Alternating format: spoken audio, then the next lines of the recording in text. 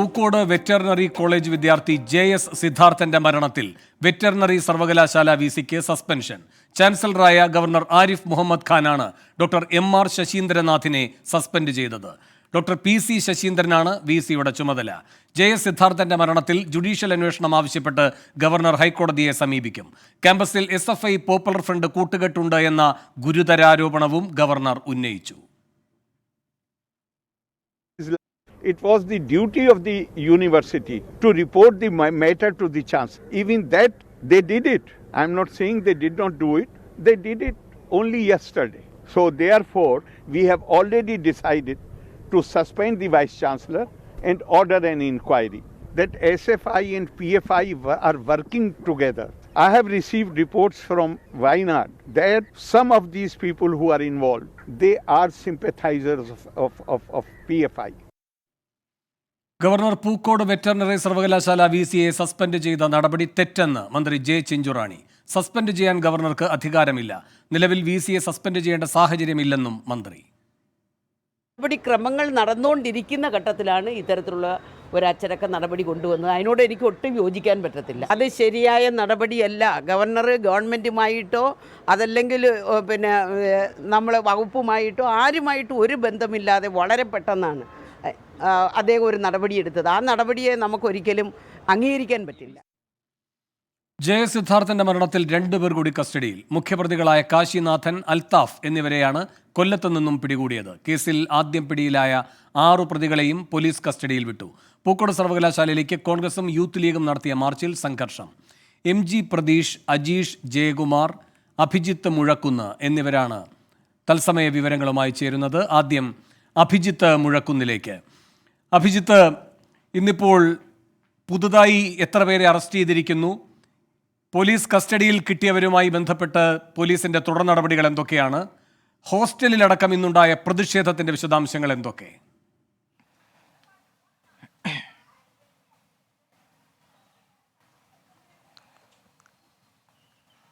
വേണു, നിലവിൽ 14 പേരാണ് പോലീസിന്റെ കസ്റ്റഡിയിലുള്ളത്. 14 പേരാണ് പിടിയിലായിട്ടുള്ളത്. 18 പേരുടെ പ്രതിപ്പട്ടികയിൽ 14 പേരും പിടിയിലായിട്ടുണ്ട്. ഇന്നലെ രാത്രിയോടെ 11 പേർ പിടിയിലായിരുന്നു.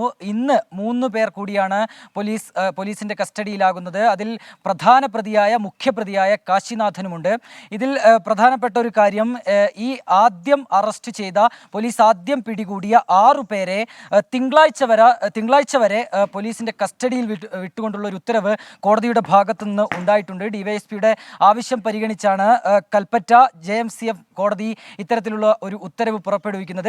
ഏതായാലും കേസിന്റെ വിശദാംശങ്ങളിലേക്ക് വരികയാണെങ്കിൽ, ഈ പ്രതികളെ ചോദ്യം ചെയ്യാനുള്ള നടപടി പോലീസിന്റെ ഭാഗത്തു നിന്ന് നിലവിൽ ഉണ്ടായിട്ടുണ്ട്.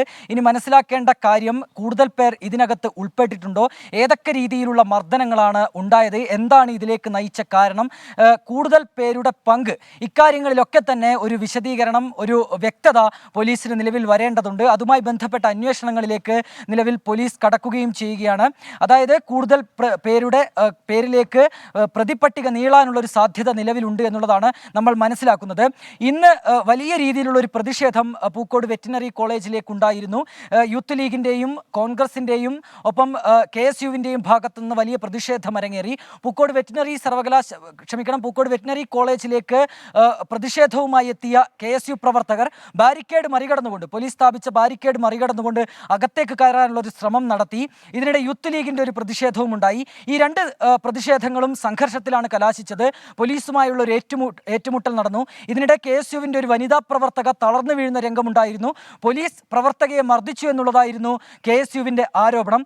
ഇതിനിടെ ഈ ക്യാമ്പസിനകത്തേക്ക് KSUവിന്റെ സംസ്ഥാന പ്രസിഡന്റ് അലോഷ്യസ് സേവിയറിന്റെ നേതൃത്വത്തിലുള്ള KSU പ്രവർത്തകർ ഇരച്ചു കയറുന്ന സാഹചര്യവും നമ്മൾ കണ്ടു. പിന്നീട് പോലീസ് ഇടപെട്ടാണ് ഇവരെ ക്യാമ്പസിന് പുറത്തേക്ക് എത്തിച്ചത്. ശേഷം MLA T. സിദ്ദിഖിന്റെ നേതൃത്വത്തിലുള്ള ഒരു സംഘം ഈ സിദ്ധാർത്ഥിനെ ക്രൂരമായി മർദ്ദിച്ച ഹോസ്റ്റലിനകത്തേക്ക് പോയി. ഈ ഹോസ്റ്റലിലെ 3 സ്ഥലത്തും ഒപ്പം തന്നെ ഒരു കുന്നിൻ പുറത്തെത്തിച്ചുമാണ് സിദ്ധാർത്ഥിനെ മർദ്ദിച്ചത്. ഹോസ്റ്റലിന്റെ നടുത്തളം, ഹോസ്റ്റലിലെ റൂമുകൾ, ഒപ്പം തന്നെ വാട്ടർ ടാങ്കിന് സമീപം ഈ സ്ഥലങ്ങളൊക്കെ തന്നെ T. സിദ്ദിഖ് MLAയും ഒപ്പം തന്നെ ET മുഹമ്മദ് ബഷീർ MP അടക്കമുള്ളവരുടെ സംഘം സന്ദർശിച്ചു. ഏതായാലും പ്രതിഷേധം, ഈ ഒരു സംഭവത്തിൽ പ്രതിഷേധം കടുപ്പിക്കാൻ തന്നെയാണ് പ്രതിപക്ഷ സംഘടനകളുടെ തീരുമാനം. കേസ് അന്വേഷണവും അതിൻ്റെ രീതിയിൽ മുന്നോട്ട് നീങ്ങുന്നുണ്ട് എന്നുള്ളതാണ് പോലീസുമായി ബന്ധപ്പെടുമ്പോൾ നമുക്ക് ലഭിക്കുന്ന വിവരം. വേണു. ശരി, MG പ്രതീഷും തിരുവനന്തപുരത്ത് നിന്ന് ചേരുന്ന വിവരങ്ങളുമായി.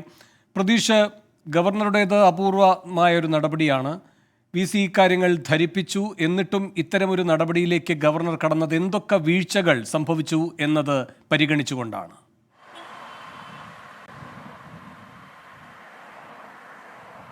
വേണു, സിദ്ധാർത്ഥിന്റെ മരണവുമായി ബന്ധപ്പെട്ട് കഴിഞ്ഞ ദിവസമാണ് ഗവർണർ ആരിഫ് മുഹമ്മദ് ഖാൻ നെടുമങ്ങാട്ടെ വീട്ടിൽ സന്ദർശനം നടത്തിയത്. ഈ സന്ദർശനം നടത്തുന്ന വേളയിലെല്ലാം തന്നെ മാതാപിതാക്കൾ ഗവർണറോട് പറഞ്ഞ കാര്യം കോളേജ് അധികൃതരുടെ ഭാഗത്ത് നിന്ന് വലിയ വീഴ്ച ഉണ്ടായി എന്നതാണ്. കാരണം നിലവിലെ അന്വേഷണവും പ്രതികളായിട്ടുള്ളവരും വിദ്യാർത്ഥികൾ മാത്രമാണ്. പക്ഷേ വിദ്യാർത്ഥികൾക്ക് മാത്രമായി ഇത്തരത്തിലൊരു കൃത്യം അല്ലെങ്കിൽ ഇങ്ങനെ സിദ്ധാർത്ഥിനെ ക്രൂരമായി മർദ്ദിക്കാൻ കഴിയില്ല എന്നതാണ് പ്രധാനമായും മാതാപിതാക്കൾ ആരോപിക്കുന്ന ഒരു കാര്യം. കാരണം കോളേജ് അധികൃതരുടെ ഒരു പിന്തുണയില്ലാതെ ഇത്തരത്തിലുള്ള നടപടികൾ ഒരിക്കലും കോളേജിലോ ഹോസ്റ്റലിലോ അരങ്ങേറാൻ കഴിയില്ല എന്നതാണ് ഗവർണറോട് മാതാപിതാക്കൾ പറഞ്ഞത്. ഇതിന്റെ കൂടി അടിസ്ഥാനത്തിലാണ് ഗവർണറുടെ ഭാഗത്ത് നിന്ന് ഒരു അപ്രതീക്ഷിത നടപടി ഉണ്ടായിരിക്കുന്നത്. കഴിഞ്ഞ ദിവസം ഈ VC നെടുമങ്ങാട്ടെ വീട്ടിലെത്തുകയും കുടുംബാംഗങ്ങളെ കാണുകയും ചെയ്തിരുന്നു. പക്ഷേ ഇന്ന് രാവിലെയോട് കൂടിയാണ് ഗവർണർ വൈസ് ചാൻസലറെ സസ്പെൻഡ് ചെയ്തുകൊണ്ട് ഒരു നടപടി ഉണ്ടായിരിക്കുന്നത്. മാത്രമല്ല, ഇപ്പോൾ ആ കോളേജിലെ തന്നെ പഴയ റിട്ടയർഡ് പ്രൊഫസറായിരുന്ന PC ശശീന്ദ്രന് പകരം ചുമതല നൽകുകയും ചെയ്തിട്ടുണ്ട്. VCയുടെ ഭാഗത്ത് നിന്ന് ഗുരുതര വീഴ്ച ഉണ്ടായി എന്നതാണ് പ്രധാനമായും ഗവർണർ ആരോപിക്കുന്നത്. മറ്റൊന്ന്, കുടുംബം പറയുന്നത് പോലെ തന്നെ സിദ്ധാർത്ഥിൻ്റെത് ആത്മഹത്യയല്ല, അത് കൊലപാതകമാണെന്ന് കൃത്യമായി ഗവർണറും പറയുന്നുണ്ട്. മാത്രമല്ല, കഴിഞ്ഞ ദിവസങ്ങളിൽ പറഞ്ഞതുപോലെ തന്നെ SFIക്കെതിരെ ഗുരുതരമായ ആരോപണങ്ങൾ, വലിയ വിമർശനങ്ങൾ ഗവർണറുടെ ഭാഗത്ത് നിന്ന് ഉണ്ടാകുന്നു. കോളേജ് ഹോസ്റ്റലുകൾ SFI സ്വന്തം ഹെഡ്ക്വാർട്ടേഴ്സായി മാറ്റിയെന്ന് ഗവർണർ പറയുന്നു. ഒപ്പം ആ കോളേജിൽ തന്നെ SFI പോപ്പുലർ ഫ്രണ്ട് കൂട്ടുകെട്ടുണ്ട് എന്നുള്ളൊരു ഗുരുതര ആരോപണങ്ങളും ഗവർണറുടെ ഭാഗത്ത് വരുന്നുണ്ട്. ഈ കാര്യങ്ങളൊക്കെ തന്നെ ചൂണ്ടിക്കാട്ടിക്കൊണ്ടാണ് വൈസ് ചാൻസലർക്ക് നിലവിൽ ഗവർണർ പുറത്താക്കിയിരിക്കുന്നത്. ഈ കോളേജ് അധികൃതരുടെ ഭാഗത്തു നിന്നുണ്ടായ പ്രധാന വീഴ്ചയായി പറയുന്നത് സിദ്ധാർത്ഥിന്റെ മരണം നടന്ന ശേഷം അത് കൃത്യമായി കുടുംബത്തെ അറിയിക്കുന്നതിൽ കോളേജ് അധികൃതരുടെ ഭാഗത്തു നിന്ന് വലിയ പിഴവുണ്ടായി. ആരും തന്നെ സിദ്ധാർത്ഥിന്റെ മരണവിവരമോ സിദ്ധാർത്ഥിന് എന്ത് സംഭവിച്ചോ എന്ന കാര്യം വീട്ടുകാരെ അറിയിച്ചിരുന്നില്ല. അവിടെ ഉണ്ടായിരുന്ന ഒരു PG വിദ്യാർത്ഥിയാണ് സിദ്ധാർത്ഥിന്റെ കുടുംബത്തെ ഇക്കാര്യം അറിയിക്കുന്നത്. അതിനുശേഷം ദിവസങ്ങൾ കഴിഞ്ഞിട്ടും ഒരു ആശയവിനിമയവും കോളേജ് അധികൃതരുടെ ഭാഗത്ത് നിന്ന് ഉണ്ടായിട്ടില്ല. മാത്രമല്ല, ഹോസ്റ്റൽ വാർഡന്റെ ചുമതലയുള്ള ഡീന് പോലും കൃത്യമായി കുടുംബത്തെ കാര്യങ്ങൾ പറഞ്ഞ് ധരിപ്പിക്കുന്നതിനോ അല്ലെങ്കിൽ നടന്ന കാര്യം ബോധിപ്പിക്കുന്നതിനോ യാതൊരു ശ്രമവും ഉണ്ടായില്ല. ഇതൊക്കെ തന്നെ കൃത്യമായി മാതാപിതാക്കൾ പരാതികളായി ഉന്നയിച്ചിരുന്നു. ഗവർണറോടും ഇക്കാര്യം ധരിപ്പിക്കുകയും ചെയ്തതോടുകൂടിയാണ് ഗവർണർ ഒരു കടുത്ത നടപടിയിലേക്ക് പോയത്. മാത്രമല്ല, മറ്റൊരു പ്രധാനപ്പെട്ട കാര്യം, കുടുംബം ആവശ്യപ്പെട്ടത് ജുഡീഷ്യൽ അന്വേഷണം വേണമെന്ന ഒരു ആവശ്യം കൂടിയാണ്. അതുകൂടി ഇപ്പോൾ ഗവർണർ ആ നടപടികളിലേക്ക് കൂടി കടക്കുന്നു എന്നതാണ് നമുക്ക് മനസ്സിലാക്കാൻ കഴിയുന്ന കാര്യം. ഈ ജുഡീഷ്യൽ അന്വേഷണത്തിനായി പ്രത്യേക ജഡ്ജിയെ വേണമെന്ന് ആവശ്യപ്പെട്ട കോടതിയെ സമീപിച്ചുവെന്നും ഗവർണർ ഇന്ന് പ്രതികരിച്ചിട്ടുണ്ട്. എന്തായാലും ശക്തമായ നടപടികൾ സിദ്ധാർത്ഥിന്റെ മരണവുമായി ബന്ധപ്പെട്ട് ഉണ്ടാകുന്നുണ്ട്. അത് ഇതുവരെ വിദ്യാർത്ഥികളിൽ മാത്രം ഒതുങ്ങിയിരുന്ന കാര്യങ്ങൾ കോളേജ് അധികൃതരിലേക്ക് കൂടി നീളുന്നു എന്നതാണ് നമുക്ക് ഈ ഘട്ടത്തിൽ മനസ്സിലാക്കാൻ കഴിയുന്ന കാര്യം. വേണു. ശരി, അജീഷ് ജയകുമാറും കുടുംബത്തിന്റെ പ്രതികരണവുമായി തിരുവനന്തപുരത്ത് നിന്ന് ചേരുന്നു. അജീഷ്, ജയപ്രകാശ് ഈ VCയുടെ നടപടിയോട് എന്താണ് പ്രതികരിച്ചത്? മാത്രമല്ല, ഇപ്പോൾ കൂടുതൽ പ്രതികൾ കീഴടങ്ങുന്നു, പലരെയും പോലീസ് പല ജില്ലകളിൽ തന്നെ എത്തി അറസ്റ്റ് ചെയ്യുന്നു. ഈ അന്വേഷണ പുരോഗതിയിൽ വിശ്വാസമുണ്ട് എന്ന് തന്നെയാണോ ജയപ്രകാശിന്റെ വിശദീകരണം?